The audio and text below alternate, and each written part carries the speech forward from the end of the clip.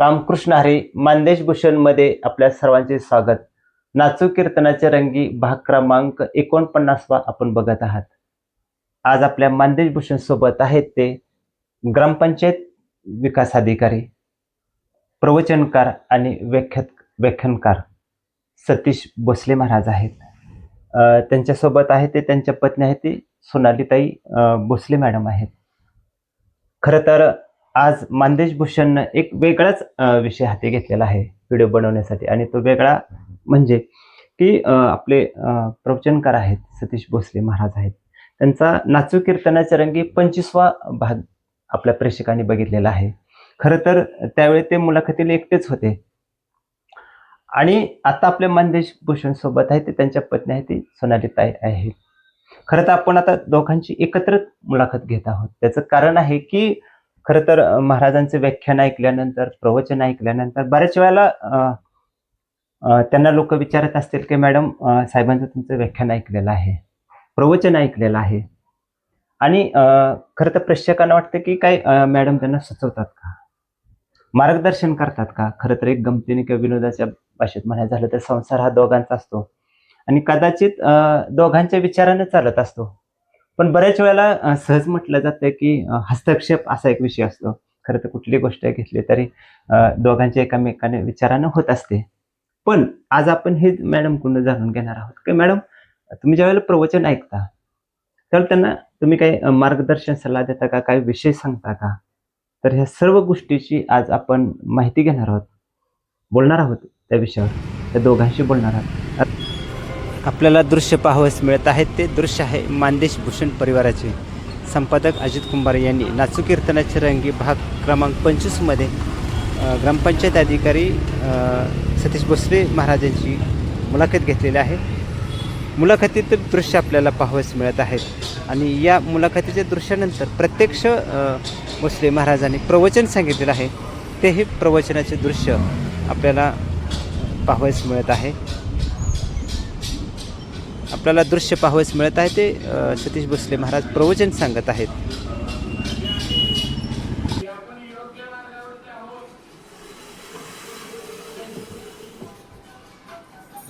रामकृष्ण हरी महाराज. रामकृष्ण हरी. ताई, तुम्हाला पण रामकृष्ण. खरं तर मुलाखतीची पहिली सुरुवात आज तुमच्यापासून होणार आहे. खरं प्रेक्षकांना मी सगळं सांगून ठेवलेलं आहे. तर पहिला प्रश्न आहे की तुम्ही शिक्षक आहात, प्राथमिक का माध्यमिक आहात? नमस्ते, मी सोनाली भोसले, मी माध्यमिक शिक्षिका आहे. बरं, आता किती वर्ष शिक्षक म्हणून तुम्ही नोकरी करत आहात? 13 वर्ष झाले. कुठे आता नोकरी जय केली? भवानी एज्युकेशन सोसायटीचे जावली हायस्कूल जावली आहे, सिद्धनाथाच्या नगरीमध्ये. हो, सिद्धनाथ. मॅडम, एक सांगा, आपले साहेब आहेत, खरं तर ते ग्रामपंचायत अधिकारी आहेत, आणि प्रवचन सांगत आहेत, व्याख्यान देत आहेत, आणि ज्या वेळेला तुम्ही त्यांचं व्याख्यान ऐकता, प्रवचन ऐकता, त्यावेळेला काय वाटतं, काय मनात भावना येते? प्रवचन, व्याख्यान, सत्संगद्वारे ते सांगतात, मी ऐकते. माझा लग्नानंतरचा तो पहिलाच अनुभव आहे नाही कीर्तन वगैरे ऐकण्याचा. आणि ह्यांचं व्याख्यान आवडतं मला. भाषाशैली सुंदर असते, विचार सुंदर असतात, आणि सर्व गोष्टींना टच केलेला असतो. जीवनशैली कशी असावी, कसं माणसाने माणुसकी दाखवत सर्व जीवन जगता आलं पाहिजे हे सांगत असतात, आणि छान असतं तसं त्यांचं प्रवचन. बरं, प्रत्यक्ष तुम्ही कधी बसून प्रेक्षकासारखं किंवा आमच्यासारखं तुम्ही कधी ऐकण्याचा प्रसंग आलाय का तुम्हाला? हो, नेहमी सत्संग मार्फत ऐकते. कार्यक्रमाला दोघे तुम्ही संघ जाता? बरोबरच. बरं, काही वेळेला सांगत असताना काही सुचवता का त्यांना विषय? म्हणजे हो, सुचवते ते. संध्याकाळी आल्यावर आमची चर्चा होती दोघांची. आज असं झालं, कुठल्या पॉइंटला काय हावभाव इथं, हा शब्द इथं पाहिजे होता किंवा नव्हता पाहिजे, ह्या गोष्टी छोट्या मोठ्या होतच असतं. हा, डिस्कशन चालू असतं आमचं त्या विषयावर. म्हणजे खरं तर प्रेक्षकांच्या भाषेत सांगायचं झालं तर तुम्ही त्यांना सांगता विषय, म्हणजे कारण बऱ्याच वेळेला प्रेक्षकांच्या म्हणजे तुमच्या जे काही लोक ओळखीचे आहेत स्टाफ मधले असतील हे सगळ्यांच्या प्रश्नाला पण तुम्हाला बघणारे ऐकणारे भरपूर असतात, आणि ते तुमचे ओळखीचे असतात. पण सगळेच असतात, पण सगळे खरं सांगणारे नसतात. पत्नीच सगळं खरं सांगू शकते. मिस्टरच सगळं पत्नीला खरं सांगू शकते. बरोबर आहे की, कारण कसं मराठीत आता मीच सांगणं बरोबर देखल्या देवा दंड. मॅडम तुमच्या साहेबांचं खूप चांगलं झालं, पण ज्यावेळेला तुम्ही माणूस सांगत असतात त्याच्या चेहऱ्याकडे पहिल्यानंतर बराच तुम्हाला अंदाज आलेला असतो.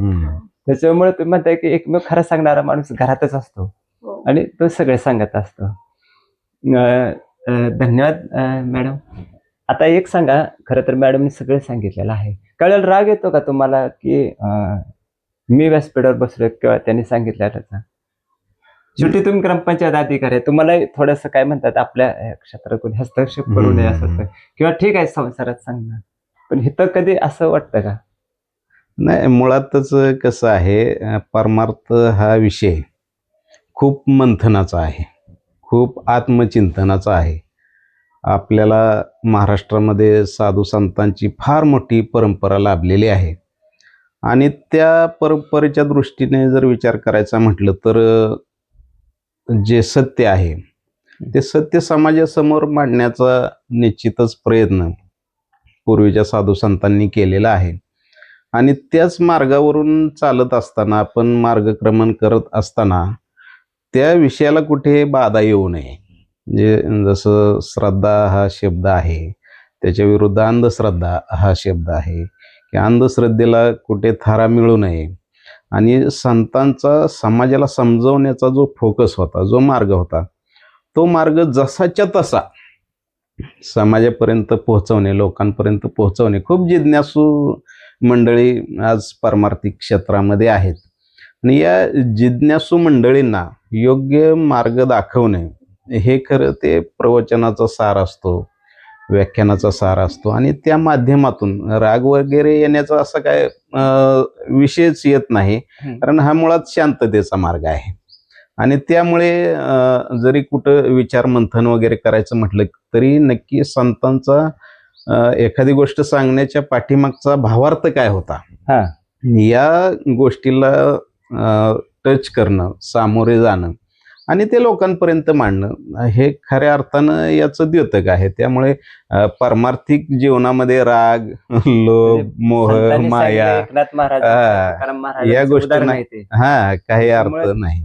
खरं तर ह्याच लोकांनी आपल्याला ते तुकाराम गाथा बुडवली असेल किंवा एकनाथ महाराजांच्या अंगावरचा तो प्रसंग असेल, त्यामुळे खरं तर मुळातच संतांना राग येत नाही, तर ते सुचवलेले संत आणि त्याच भूमिकेतनं तुम्ही पुढे चाललेला आहे. अण्णासाहेब, अजून एक प्रश्न आहे की खरं तर तुम्ही अण्णासाहेब म्हणून काम करताय, एकीकडे ग्रामपंचायत आणि गाव सांभाळताना तो एक तुमच्या पुढे प्रश्न येतो आणि इकडे प्रवचन मग पुढं मग असतो, गर्दी असते. अशा वेळेला खरं तर इकडे काम करावं लागतं आणि तिकडे अभ्यासन जावं लागतं, पण हा मेळ कसा घालता? आता ग्रामपंचायत क्षेत्रामध्ये कार्य करत असताना सर्व प्रकारची मंडळी आमच्या संपर्कात येत असतात. गावाच्या दृष्टिकोनातून एक विकासाच्या माध्यमातून कार्य करणारी मंडळी असतात, काही मंडळी थोडंसं व्यत्यय आणणारी पण असू शकतात. म्हणजे गाव म्हटलं की सगळ्या गोष्टी आल्या, परंतु त्यातूनही आपण या सन्मार्गामध्ये असल्यामुळे आपणाला अगदी डोक्यावरती बर्फ, तोंडात साखर ठेवून कार्य करावं लागतं आणि निश्चितपणे गावामध्ये किंवा ग्रामपंचायतीमध्ये काम करत असताना या गोष्टीचा खूप फायदा होतो आणि लोकही तसा प्रतिसाद देतात. एखाद्या गोष्टीमध्ये जर गैरसमज झाला असेल, आपण ती गोष्ट व्यवस्थित त्यांना समजावून सांगितलं तर निश्चित मानतात. ते म्हणतात अण्णासाहेबांनी आपणाला योग्य मार्गदर्शन केलेलं आहे आणि त्यामुळे असे जरी प्रसंग आले तरी ते सहज लिलया त्या प्रसंगातून आपण बाहेर येतो आणि खऱ्या अर्थाने लोकांचंही समाधान होतं. त्यामुळे ग्रामपंचायतीमध्ये काम करत असताना शेवटी काय, हे प्रशासन जनतेसाठीच आहे. आम्ही काम करतोय जनतेसाठीच करतोय, जनतेचं समाधान हेच आमचं समाधान असतं आणि त्यात आम्हाला आनंद वाटतो. ना अजून एक प्रश्न आहे, खरं तर सर्वच प्रेक्षकांना माहित आहे, खरं तर तुम्ही मान तालुक्यात काम करत आहात, पण तुमचं फलटण तालुक्यात सरडे गाव आहे. हो, पण अनेक पुरस्कार तुम्हाला मिळालेले आहेत, शासनाचे पुरस्कार मिळालेले आहेत आणि प्रेक्षकांना प्रश्न पडतो की व्याख्यान सांगतायत, प्रवचन सांगतायत, एवढ्या पुरतच ह्यांची ओळख आहे का? पण तुम्ही दुसरी ओळख निर्माण केलेली आहे पुरस्कार शासनाचे घेऊन. ते कशी ओळख केली? किती वर्ष झालं तुम्ही ग्रामसेवक किंवा कसा तुमचा तो प्रवास आहे तो? मी आता गेली 21 वर्ष ग्रामपंचायतीमध्ये शासकीय नोकरी करत आहे. आणि ही नोकरी करत असताना समाजाच्या तळागाळातील लोकांपर्यंत शासकीय योजना पोहोचवण्याचं काम मी प्रामाणिकपणे आजपर्यंत केलेलं आहे. शासनाचे सुद्धा अनेक पुरस्कार मिळाले. अर्थात चांगल्या कामाची दखल निश्चितच शासन घेत असतं आणि त्यामुळे हे पुरस्कार मिळाले. याच्यापेक्षा वेगळा एक विषय घेऊन आपण जे सामाजिक क्षेत्रामध्ये कार्य करतो, गोरगरीब जनतेसाठी कार्य करतो, त्याची दखल घेऊन मला अनेक सामाजिक संस्थांचे म्हणजे शासनानं पण आणि सामाजिक संस्थांनी सुद्धा दुहेरीने पण तुम्हाला पुरस्कार दिलेले आहेत. पुरस्कार देऊन सन्मानित केलेला आहे. अण्णा, अजून एक प्रश्न आहे की तुम्ही वेगळ्या संस्थावर पण काम करत आहे. हा, म्हणजे तुमची ग्रामपंचायतीची किंवा ग्रामसेवकाची संघटना असेल किंवा असेल, त्या कुठल्या कुठल्या ह्याच्यात तुम्ही काम करता? मी आता ग्रामसेवक संघटनेमध्ये कार्याध्यक्ष कोषाध्यक्ष म्हणून काम केलं. त्यानंतर कायदेशीर मार्गदर्शन आमच्या शासकीय बांधवांना कोणाला हवं असेल तर तेही मार्गदर्शन मी करत असतो. ग्रामपंचायतीचे जे दस्तावेज असतात ते दस्तावेज कसे हाताळले पाहिजेत याचं मार्गदर्शन करतो. आणि नवीन भरती झालेले काही मंडळी आमच्याकडे येतात ट्रेनिंगसाठी, तर त्यांना ट्रेनिंग देण्याचंही मी कार्य आपलं करत असतो. मॅडम, तुम्हाला पण तसाच प्रश्न आहे. खरं तर अण्णासाहेबांना वेगळे पुरस्कार मिळाले, शासनाचे मिळाले आहेत, सामाजिक संस्थेचे मिळालेले आहेत. असे काही पुरस्कार तुम्हाला मिळालेले आहेत?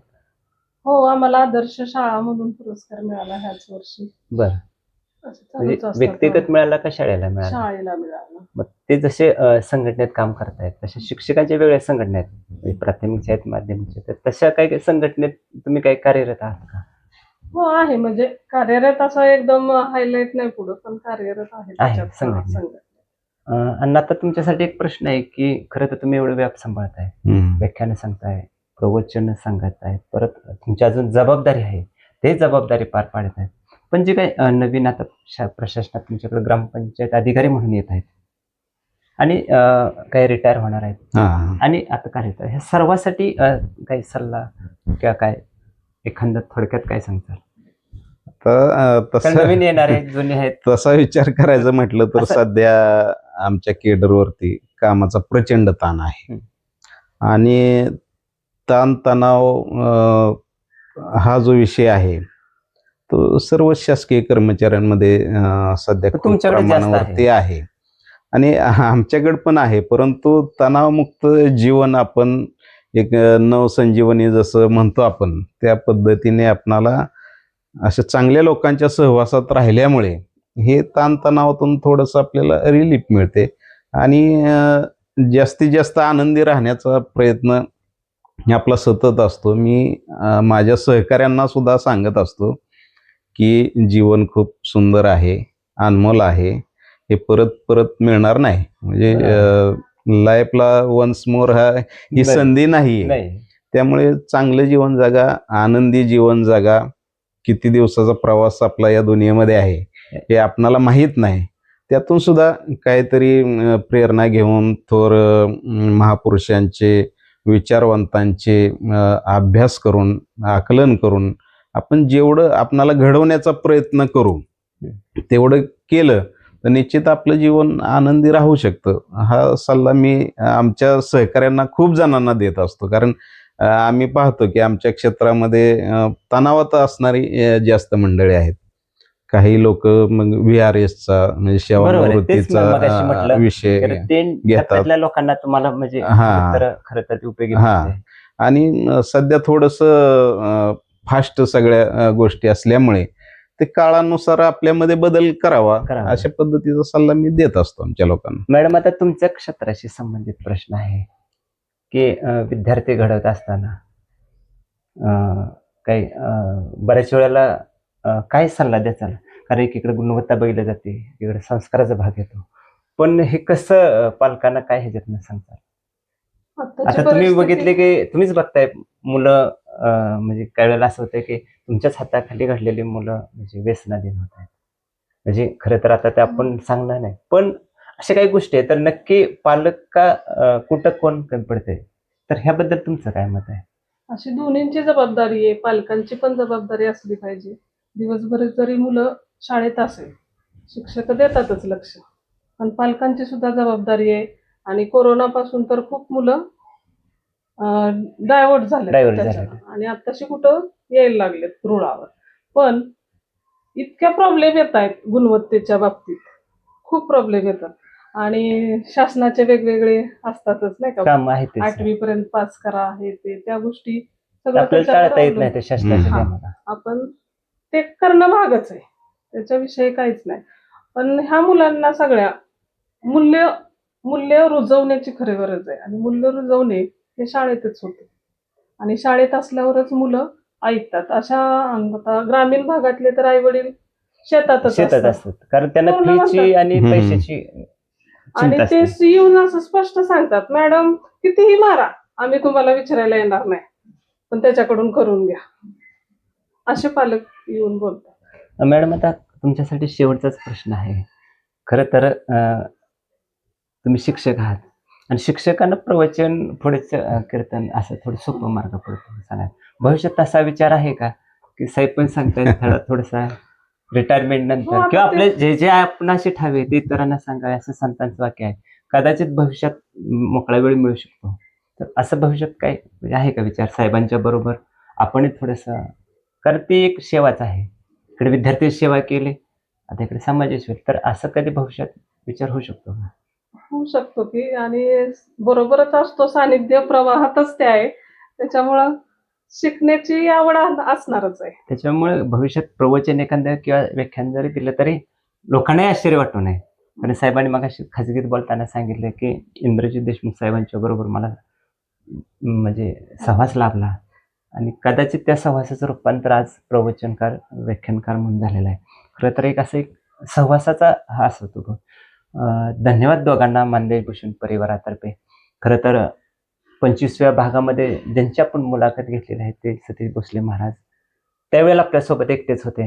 आता त्यांच्या पत्नी पण आहेत. खरं तर संसारातला मी मगाशी खरं तर पुनरावृत्ती करत नाही. पण त्यांनी काय प्रेक्षकांना सांगितलेलं आहे, आपण ऐकलेलं आहे. खरं तर पुन्हा मी रिपीट करत नाहीत. त्यांच्या भावी वाटचालीस मानदेश भूषण परिवारातर्फे मनपूर्वक शुभेच्छा. रामकृष्ण. रामकृष्ण हरी. थेट आपणाला दृश्य पाहावयास मिळत आहेत. ते दृश्य आहे साहेबांना जे वेगवेगळे पुरस्कार मिळालेले आहेत. ग्रामपंचायत अधिकारी म्हणून जे काम केलेलं आहे ते कामाची पोचपावती आपल्याला त्यांना पुरस्काराच्या रूपाने मिळालेली आहे. आपण दृश्य पाहतो ते वेगवेगळ्या ठिकाणी त्यांचा पुरस्कार देऊन गौरव करण्यात आलेला आहे.